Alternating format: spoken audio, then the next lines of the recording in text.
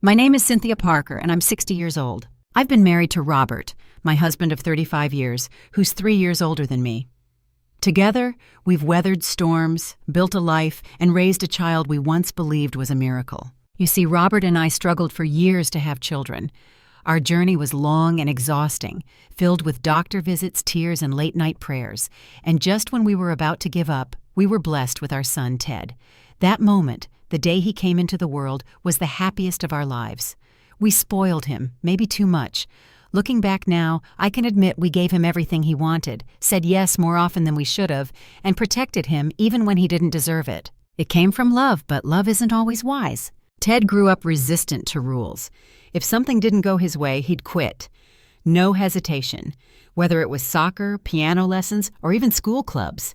The minute things got tough, he walked away. As parents, we tried to guide him, but the truth is, we'd already set the pattern. We'd taught him that if he didn't like something, he could just stop, and someone else would pick up the pieces. By the time he hit middle school, Ted had retreated into his room, burying himself in online games and shutting us out. He barely passed high school, only managing to get into a local school because he scraped by on minimum effort. And when graduation came, he had no plans, no college, no job, no ambition. We were worried, deeply worried. Robert and I run a small real estate company. Nothing flashy, just the two of us and my sister, who's been with us since day one. We've always made a decent living. Nothing extravagant, but enough to live comfortably and save a little for the future. At some point, we figured, why not bring Ted into the business? Maybe working with us would give him some structure, a purpose. For a brief time, it worked. He showed up to work. He listened. He even tried. But customer service wasn't his thing. He got frustrated easily, hated showing properties, and would vanish midday to scroll on his phone or play games on his tablet. Robert scolded him, gently at first, then more firmly. Ted didn't take it well. He lashed out, quit on the spot, and stopped showing up altogether. That was it. 3 months. That's all he lasted. After that, he disappeared into his bedroom again, living like a shadow in our home. 2 years passed with barely a word exchanged. I tried talking to him, offering support, asking questions, but all I got were one-word replies. Yeah, fine, whatever. It broke my heart. Then one day, out of the blue, he said he'd started a part-time job at a bar. I was surprised, but relieved. At least he was doing something. He left for work in the evening, slept through the morning, and we rarely saw him. But the fact that he held on to the job gave us a flicker of hope. And then came the real shocker. "Mom, Dad," he said one afternoon as we sat at the kitchen table, "you're off tomorrow, right?" "Yes," I replied, glancing at Robert. "I'm getting married." Just like that. No build-up, no introduction, just a sudden announcement. My heart dropped. "What, married?" "Yeah, I'm bringing her over tomorrow." Robert and I sat there stunned. Ted was still living at home, working part-time. He could barely hold a conversation. And now he wanted to get married? But then I saw something I hadn't seen in years. He was smiling, genuinely smiling. That look in his eyes, like he was excited, proud, hopeful, it disarmed me. "Well," Robert said with a soft chuckle, "I guess we'll meet her tomorrow." I nodded, forcing a smile. "Yes, I'll make something nice. We'll welcome her properly." That night, we lay in bed discussing what to cook, what questions to ask, and how to be supportive without overstepping. Despite our concerns, a part of me was excited. Maybe this woman had changed him. Maybe this was the turning point. The next evening, around 6 p.m., the door opened. I hurried to the entrance, nerves bubbling. And then I froze. There she was, Hillary. Blonde hair bleached to the root, heavy makeup, a miniskirt so short I had to stop myself from gasping. She walked in like she owned the place, barely glancing at me. "Hi, sorry for intruding," she said flatly, brushing past me with Ted trailing behind. Robert stood up from the living room, his eyes widening just slightly, but he smiled and extended a hand. "Nice to meet you. I hear you two work together. Thank you for looking after Ted." Hillary didn't shake his hand. She introduced herself while pulling out her phone and scrolling without looking up. "Hello, I'm Hillary. Nice to meet you." I swallowed my discomfort and went to the kitchen, determined to keep things polite. I brought out the sushi I'd prepared and set it on the table. "Hillary," I said with warmth, "thank you for coming. I made sushi for us. Let's eat." She wrinkled her nose. "Ugh, I can't eat sushi." I blinked. "Oh, I'm sorry. I didn't know. Ted, didn't I tell you? I can't eat raw food. Are you serious right now?" Ted looked flustered. "Sorry, I forgot. Just eat what you can." "No way. Is this a joke? You're trying to mess with me, huh?" She stood up, grabbed her things, and stormed out. Ted chased after her, apologizing under his breath. Robert and I sat at the table staring at 4 untouched sushi trays. The marriage meeting was over before it began. Later that night, I voiced my fears. Robert, can Ted really handle this? She doesn't seem ready. Neither of them do. He looked thoughtful. He's 25. He has to learn. We've done what we could. He was right, and yet something inside me couldn't shake the unease. The next morning, I called Ted. His voice was casual, almost chipper. Sorry about last night, Mom. We talked it out. We're good now. Where are you? At Hillary's. We're registering our marriage soon. I meant to tell you yesterday. What? I'll call you later, okay? He hung up before I could say another word. Robert encouraged me to trust them, and I tried. I really did. 3 days later, Ted stopped by the office. Coincidentally, James, a longtime friend who owned a construction company, was there finalizing a deal on a new property we'd recently purchased. After James left, Ted turned to me. Hey, Mom, I overheard a bit. You and Dad bought a new property? Yes, I replied cautiously. What's happening with this house? Robert and I had talked about moving. The new house was better located and more accessible. We're just thinking of relocating. Nothing's decided yet. Ted nodded. Okay, just wondering. Hillary and I are registering today. Well, I said gently, you're the head of your household now. Do your best. I patted his shoulder and returned to my desk. Moments later, I realized James had left some documents behind. As I gathered them, Hillary appeared at the door. Oh, Hillary, Ted's inside. I've got to run. Could you please leave this envelope on the desk for me? She took the envelope silently. I thanked her and rushed out to catch James. I was gone about an hour. When I returned, Ted and Hillary were gone, and so was one of the 3 house keys inside the envelope. At first, I thought maybe I'd miscounted. Maybe there were only 2 keys in the envelope from the start. But I knew better. I had checked that envelope carefully before handing it to Hillary. 3 house keys and the property documents. I remembered plain as day seeing all 3 keys lined up in their small plastic sleeves. I even counted them twice. Still, I searched the entire office from corner to corner. The floor, behind drawers, under the table, nothing. Just 2 keys and my mounting anxiety. Robert came back from a property showing around 6 p.m. I filled him in quickly. I don't know what happened, I said, wringing my hands. I gave Hillary the envelope to place on the desk. When I came back, she and Ted were gone, and 1 key was missing. He didn't scold me. He didn't even look surprised. He just nodded slowly and said, "Let's move what we can to the new place tonight." I could tell he had a feeling something wasn't right, and so did I. The new house was ready. Utilities were already set up, and we'd planned to move in over the weekend. But now, we didn't want to wait. Something in our bones told us we shouldn't. By 7 p.m., Robert and I arrived at the new house with a few essentials: bed linens, cookware, toiletries. We unlocked the door with the remaining 2 keys and stepped into what we hoped would be a fresh start. But just as we were unloading boxes in the hallway, we heard the rattle of the front door lock. Click. The door opened. We froze. Standing in the entryway was Hillary, flanked by 2 other men and 2 women we'd never seen before. None of them looked confused or sheepish. No, they were bold. They acted like they belonged there. Hillary saw us and narrowed her eyes. "Hey, what are you doing here?" I blinked. "Excuse me?" "This isn't your place anymore. Don't just enter without permission. That's trespassing." Robert and I exchanged a look of disbelief. "Where did you get the key, Hillary?" I asked carefully. She scoffed. "You gave it to me." "I asked you to leave the envelope on the desk. That key was never yours to take." "I thought this house was a gift," she said, arms crossed. "Ted told me you bought it for us. And anyway, what do 2 old people need with a fancy new house? Shouldn't you be downsizing or moving to a nursing home?" Her tone was venomous. Her friends laughed behind her, amused by her little performance. "Honestly," she continued, "just go back to your old place. We'll put this one to better use." My blood boiled. But Robert, ever the calm one, touched my arm and leaned in to whisper, "Let her think she's won. Just for now." He was right. I took a deep breath, squared my shoulders, and said, "Enjoy the house then." And we left. We walked out without another word, but inside we were already planning what would come next. That night, back at the old house, we laughed, really laughed, belly-deep, teary-eyed laughter. Because Hillary didn't know what we knew. You see, there was a reason that beautiful house had remained unsold for so long. There was a reason why we were able to buy it at such a low price, despite its spacious layout and pristine location. Something had happened during construction, a tragic accident involving a worker. He'd fallen from the 2nd floor and died on site. Rumors swirled after that. Strange sounds, lights turning on and off, buyers pulling out last minute, claiming the place felt off. We never believed in ghosts, but others clearly did.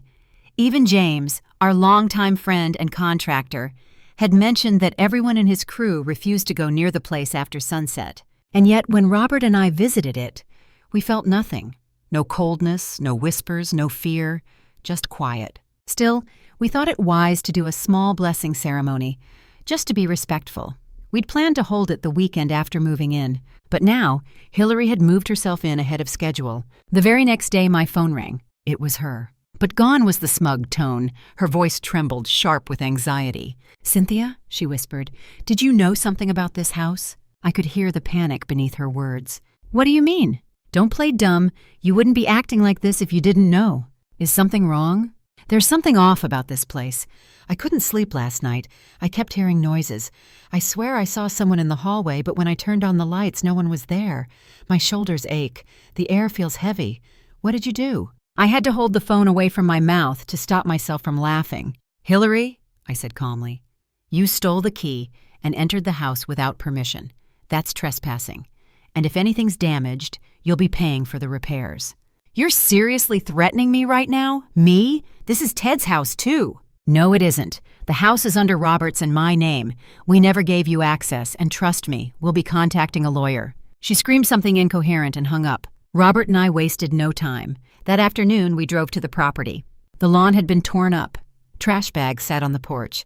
Scratches lined the walls, and furniture had been carelessly dragged across the floors. We took pictures, lots of them. Then we summoned Ted and Hillary to the office. Ted showed up first, looking uneasy. "Why are you threatening Hillary?" he asked, without so much as a hello. "Talking about suing her? Making her pay for damage? What are you trying to pull?" Robert stayed quiet at first. Then he calmly laid out the timeline, showing Ted the missing key, the photos, and the voice recordings of Hillary's phone calls. Ted's face turned pale. "That's not what I heard," he mumbled. "So what did you hear?" Robert asked. Ted looked sideways at Hillary, who had just walked in, arms crossed, chin high. "She said you bought the house for us, that it was a gift." "She lied," I said firmly. "We bought that house for ourselves. We never gave her the key. She stole it." Hillary's eyes blazed. "I was misled. I thought it was for us." "No, you assumed," Robert said sharply, "and your assumption caused property damage and emotional stress. Do you think we won't press charges?" "You're just bitter old people," she snapped. "I was mentally cornered in that house. You stressed me out. You should be held accountable." Ted looked at her in disbelief. "Hillary, seriously?" She turned to him, eyes wild. "I thought we were getting a new life. Your parents have money. I thought..." "Thought what? That you could just take whatever you wanted?" "You don't understand. I deserve better. I didn't marry you to live in some boring house with your grumpy parents breathing down my neck." That was it, her true colors plain as day. Robert reached into his pocket and pressed a button on his phone. "Just so you know," he said coolly, "this conversation is being recorded. It'll be forwarded to our attorney." Hillary stood, eyes darting, face twisted with frustration. "I'm out of here," and she stormed out. This time Ted didn't follow. After Hillary stormed out of the office, silence filled the room like a thick fog. Ted sat on the couch, staring at the floor, unmoving. He didn't say a word. He looked lost, confused, ashamed, maybe both. I had seen that look before, back when he was a little boy who broke something valuable and didn't know how to fix it. But this wasn't a broken toy. This was a grown man tangled in lies and betrayal. Robert stood behind his desk, arms folded, eyes steady. "Ted," he said gently but firmly, "you need to understand something." Ted looked up, his face pale. "What happened here wasn't a misunderstanding. It was theft, trespassing, property damage. You didn't just cross a line, you ran past it." Ted swallowed hard. I didn't know. I thought you gave us the house." "Did we ever say that?" I asked, keeping my voice calm. "Did we ever hand you a deed, a key, a single written word?" He shook his head. "Then why did you let her take it?" He opened his mouth, but no words came out. "We raised you better than this," I said, trying not to let the tears creep into my voice. "You may have married her, but you don't get to abandon your conscience. You watched her treat us like garbage. You let her insult us, lie to us, take from us, and you said nothing." Ted finally spoke, voice shaking.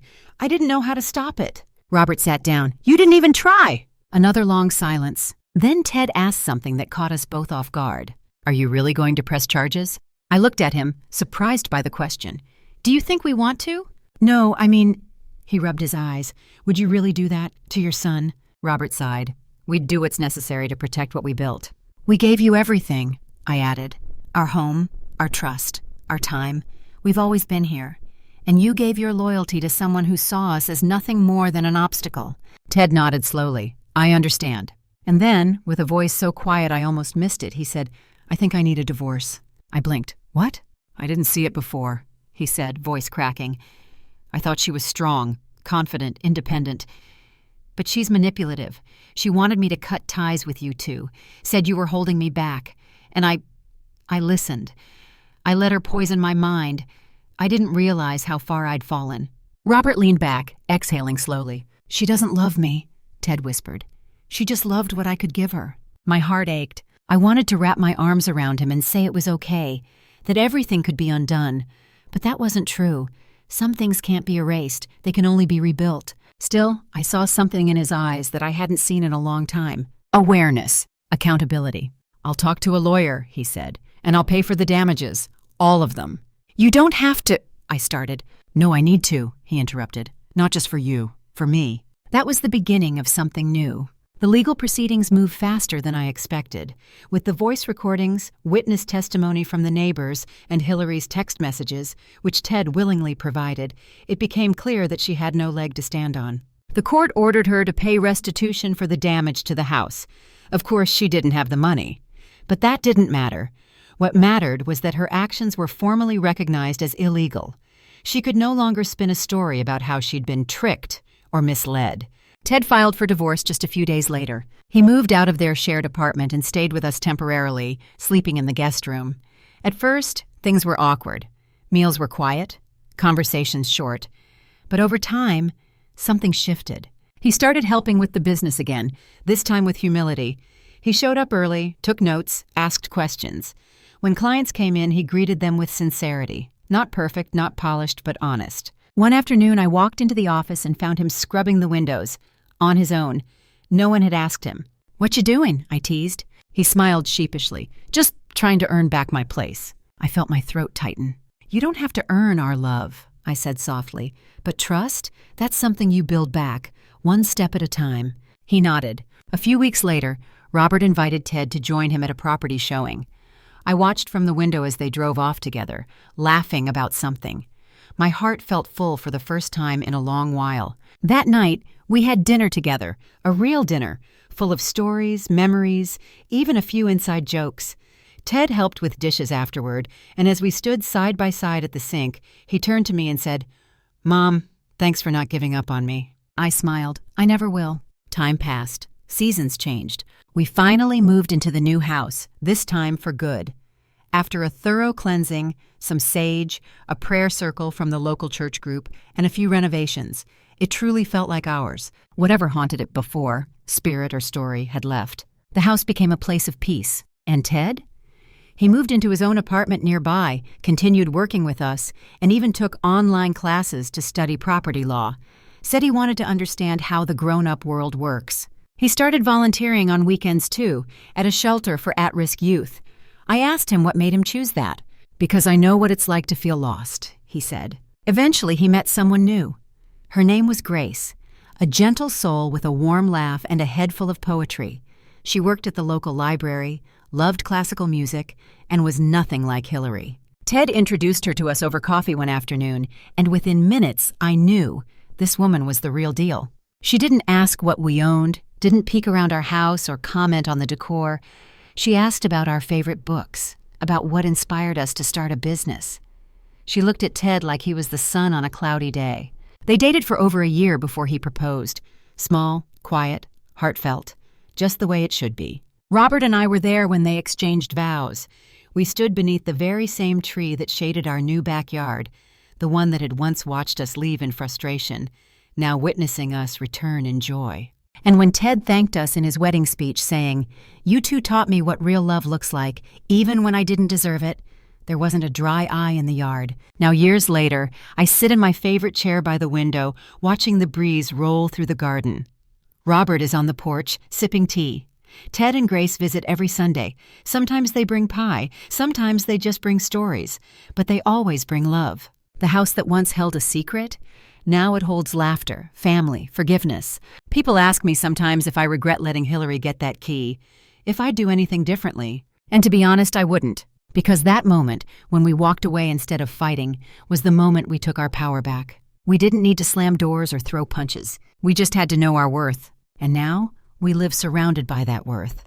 In every corner of this home, in every hug from our son, in every second chance we gave each other. People often assume that stories like ours end with revenge or courtroom victories. But the truth is, the sweetest endings are built from something else entirely. Peace, growth, quiet dignity. And if you ask me now, years after that storm with Hillary, what I'm most proud of, I wouldn't point to the properties we own or the business we've built. I'd point to my son. To Ted, because the boy who once couldn't hold a job or stand up for himself has become a man I admire. A man who owns his past, who takes responsibility, who loves deeply and lives honestly. It didn't happen overnight. It never does. But little by little, brick by brick, he rebuilt his character. And in doing so, he rebuilt our family too. One morning, not long after he and Grace celebrated their second anniversary, Ted dropped by the house with a bouquet of fresh flowers, bright yellow tulips, my favorite. Special occasion? I asked with a smile as I set the flowers in a vase. Not really, he said, grinning. Just wanted to tell you something. Robert joined us in the kitchen, drying his hands with a towel. Everything okay? Ted nodded. More than okay. He reached into his bag and pulled out a small white envelope, handing it to me. Inside was a printed sonogram. My hand flew to my mouth. You're going to be a grandmother, he said, his voice catching with emotion. Again. I turned to Robert, who had gone still, his eyes wide with wonder. We looked back at Ted, his face beaming, full of hope, full of something we hadn't seen since the day he was born. Joy. I don't know what kind of father I'll be, he said, but I do know one thing. I've had the best example. I reached out and pulled him into the tightest hug. My son, my beautiful, broken, rebuilt son. And just like that, a new chapter began. The pregnancy brought our family closer than ever. Grace and I bonded over nursery planning and recipe swapping. Ted came by almost every day, eager to share updates, ask questions, or just sit on the porch with us, listening to the wind and sipping sweet tea. He built the crib himself, something Robert helped him with. I watched them from the kitchen window one afternoon, father and son hammering, laughing, occasionally cursing under their breath when a screw went rogue, and I thought, this is what healing looks like, not in grand gestures, but in tiny, ordinary moments like this. When Grace went into labor, we were there at the hospital, waiting, praying, holding hands tighter than we had in years. And when Ted stepped out of that delivery room, tears in his eyes, holding a tiny pink bundle, everything around us faded into silence. It's a girl, he whispered. Her name is Emma. I touched her soft little cheek, and all the pain from before, the betrayal, the loss, the heartbreak, dissolved. Because here she was, the next generation. A clean slate. Life since then has been full of giggles, baby wipes, and storytime snuggles. Emma toddles around the house like she owns it, pointing at things and babbling in her own secret language. She calls Robert Poppy and calls me Nina, a name she came up with on her own. We let her. She can call us anything she wants. She's pure sunshine. Every Sunday, the whole family gathers here. Grace brings her famous cornbread, Ted brings Emma's diaper bag, and a heart full of updates. Sometimes we sit around playing cards. Sometimes we go for walks. Sometimes we do nothing at all, just exist together, happy, whole. I often think back to the day Hillary kicked us out, to the way she stood in that doorway, arms crossed, daring us to fight her. And I'm glad we didn't. We left that house laughing. And not because we were defeated, but because we knew something she didn't. We knew that possessions aren't power. Love is. We knew that walking away isn't weakness. It's wisdom. And we knew that houses can be stolen. But homes? Homes are built on something no one can take. Respect, forgiveness, family. Looking back, I realized that the secret of that house was never about ghosts or shadows or superstitions. The secret was what it revealed. It showed us who we were. It revealed what mattered. And it stripped away everything false so that what remained could be real. Grace once told me that she admired how I handled everything, that if she were ever tested the way I had been, she hoped she'd have the same strength. But I told her the truth. I didn't feel strong. I just refused to let bitterness write the final chapter. That's the real lesson. You don't need to shout to be heard. You don't need to fight to win. Sometimes the most powerful move is to step back. Let others expose themselves, and then quietly build something better without them. Today, as I sit here with a warm cup of tea, Emma curled up asleep beside me, Robert napping in his chair, and the late afternoon sun painting golden stripes across the living room floor, I feel nothing but peace. The kind of peace you earn, the kind of peace you protect. And I know, without a doubt, that no matter what comes next, we'll face it together. With love, with grace, with laughter. Because that's the Parker way.